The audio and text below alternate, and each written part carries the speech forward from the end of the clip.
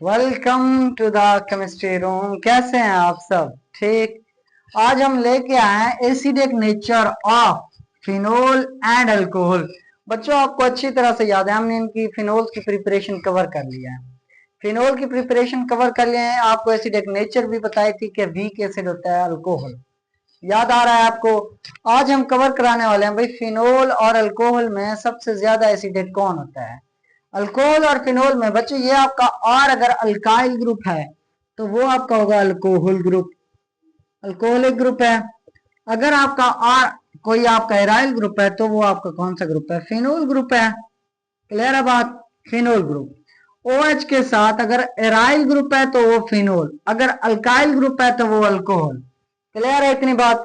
अब सवाल ये है इनकी एसिडिक नेचर कौन सी है भाई। एसिडिक नेचर में ये ज्यादा एसिडिक है, ये ज्यादा एसिडिक है। आपको बता दें एसिडिक नेचर में आपका जो है ना फिनोल ज्यादा एसिडिक होता है अल्कोहल की निस्बत। फिनोल आपका ज्यादा एसिडिक होता है अल्कोहल की निस्बत। रीजन पूछी जाए वाई, क्यों? अभी इसकी रीजन पढ़ने वाले हैं तो चैनल को सब्सक्राइब करना ना भूलें। ठीक है, सब्सक्राइब करें, शेयर करें दोस्तों के साथ। चलो रीजन पढ़ते हैं। जब आपका जो ROH, मैं लिखता हूँ CH3OH, ज्यादा वो आगे नहीं जाते, CH3OH कोई आपका अल्कोहल ग्रुप है। आपको पता है वीक एसिड होता है, क्या डोनेट करने की ताकत रखता है? H positive. क्या डोनेट करने की क्षमता रखता है? H positive. CH3O के ऊपर नेगेटिव, साथ में क्या बना आपका? H positive.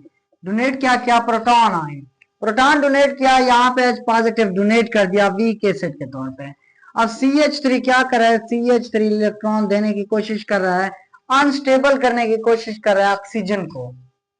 भाई इलेक्ट्रॉन पुश कर रहा है ना, ये CH3 इलेक्ट्रॉन डोनेटिंग ग्रुप पे पुश कर रहा है प्लस आई इफेक्ट की वजह से। इलेक्ट्रॉन डोनेट कर रहा है, ऑक्सीजन के ऊपर नेगेटिव चार्ज है। अगर इसके ऊपर नेगेटिव चार्ज है, इसको इतना आसानी से नहीं रखने देगा, जल्दी से ये पॉजिटिव इसको पकड़ लेगा, स्टेबल कर देंगे, फिर CH3OH बन जाएगा। भाई एक तो आपके पास जो है ना इलेक्ट्रॉन देने की क्षमता है, ठीक है, वहां पे क्या है? ऑक्सीजन है। ऑक्सीजन के ऊपर नेगेटिव चार्ज, आप इलेक्ट्रॉन दे रहे हैं तो ऑक्सीजन क्या करेगा?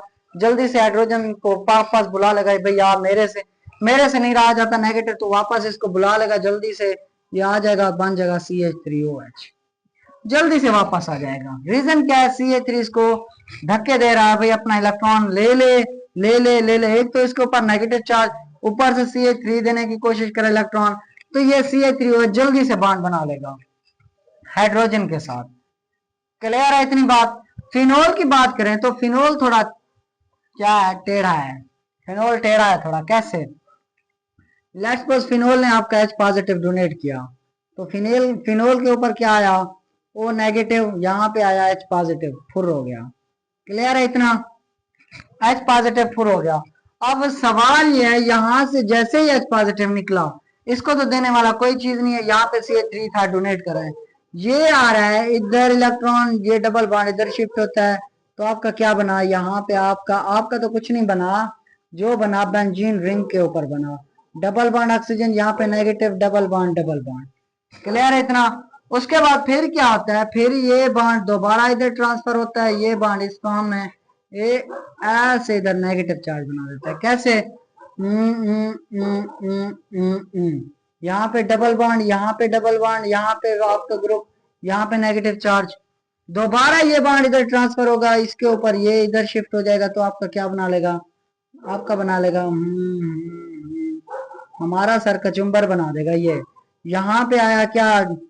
डबल बॉन्ड, इधर नेगेटिव, इधर डबल बॉन्ड। उसके बाद फिर से देखें, फिर से क्या बनेगा? ये बॉन्ड इधर ट्रांसफर होगा, ये इधर नेगेटिव चार्ज, दोबारा ऑक्सीजन के ऊपर, ऑक्सीजन के ऊपर नेगेटिव, यहाँ पे डबल बॉन्ड, यहाँ पे डबल बॉन्ड, यहाँ पे भी पाई इलेक्ट्रॉन। चेक करें, पाई इलेक्ट्रॉन की पोजीशन चेंज हो गई है, वही पाई इलेक्ट्रॉन की पोजीशन चेंज। ओ के ऊपर नेगेटिव चार्ज था, नेगेटिव चार्ज से शुरू हुए, नेगेटिव चार्ज पे खत्म हुए। ठीक है, वो एक सॉन्ग भी था, मेरे प्यार की उम्र हो इतनी सनम, तेरे नाम से शुरू तेरे नाम पे खत्म। ऑक्सीजन से शुरू ऑक्सीजन पे खत्म। अब यहाँ पे क्या कहने की बात ये है, नेगेटिव चार्ज डिस्ट्रीब्यूट हो रहा है, डिस्ट्रीब्यूट। भाई यहाँ पे डिस्ट्रीब्यूट नहीं हो रहा था, बस दे रहा था, इसको कह रहा भाई मुझसे नहीं संभाला जाता, मुझसे नेगेटिव चार्ज ले लो। लेने के लिए कोई और था नहीं, हाइड्रोजन आया ले गया। इसके पास लेने के लिए बहुत सारी चीजें हैं। नेगेटिव चार्ज था, इधर आया, इधर आया, फिर उसके बाद इधर आया। कौन कौन सी पोजीशन पे आ रहा है? ऑर्थो और पैरा पे। और कोई पोजीशन है? आर्थो और पैरा पे आ रहा है। आर्थो और पैरा पे आ रहा है। कहां पे आ रहा है? आर्थो और पैरा पे। देखें, नेगेटिव चार्ज आर्थो पे आया, पैरा पे आया, आर्थो पे आया। नेगेटिव चार्ज आर्थो और पैरा पे आ रहा है। क्लियर है इतनी बात? मतलब डिस्ट्रीब्यूट हो रहा है।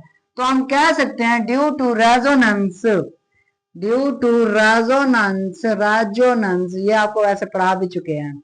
Resonance, resonating structure, resonating structure organic chemistry GOC में कंप्लीट पढ़ा चुके हैं आपको। ये किस तरह से ड्रा करते हैं, होती क्या रेजोनेटिंग स्ट्रक्चर। तो अगर आपने नहीं देखा तो पूरी प्ले लिस्ट पड़ी है इंडक्टिव इफेक्ट जीओसी में। Inductive effect, resonating effect, mesomeric effect सारे के सारे पड़े हुए हैं। क्लियर है?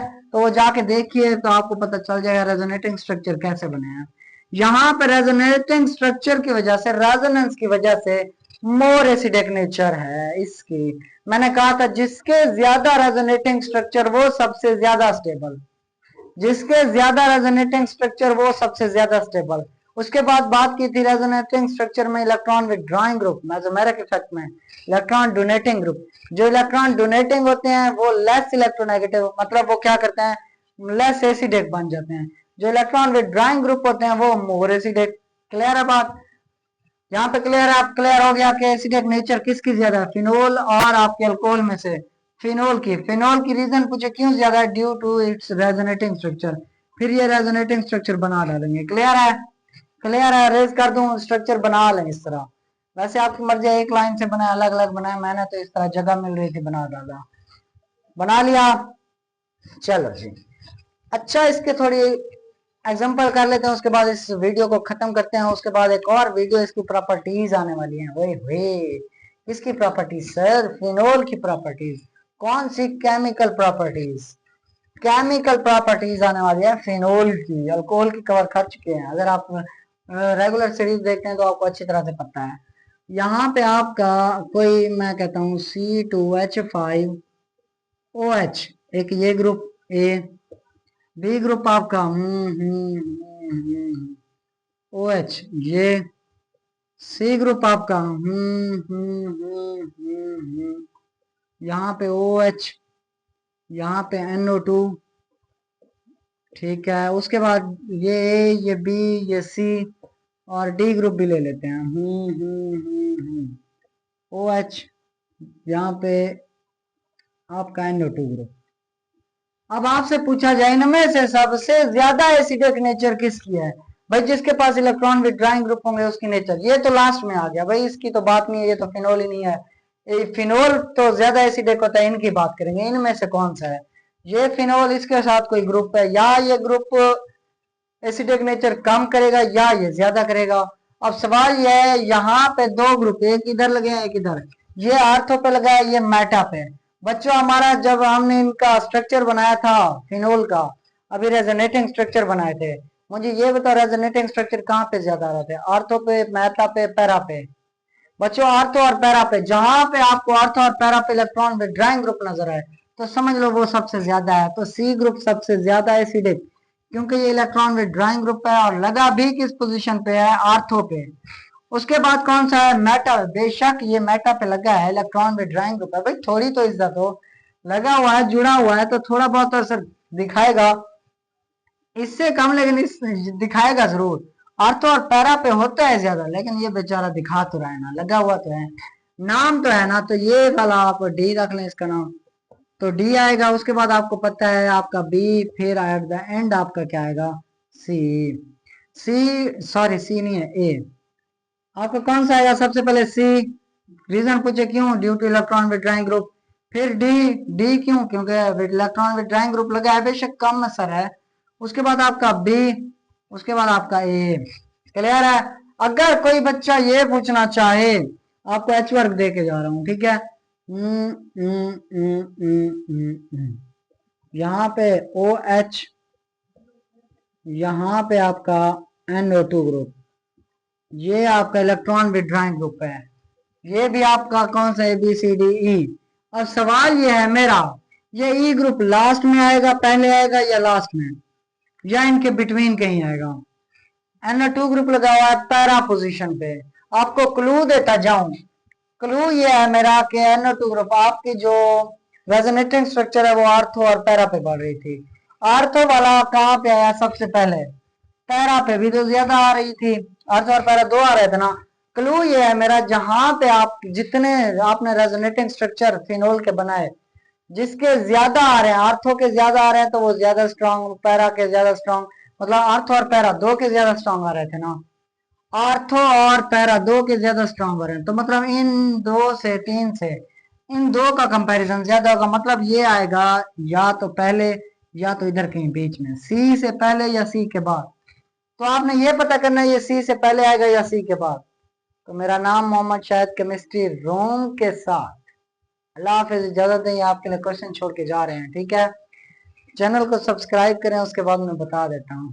सब्सक्राइब कर लिया? कर लिया।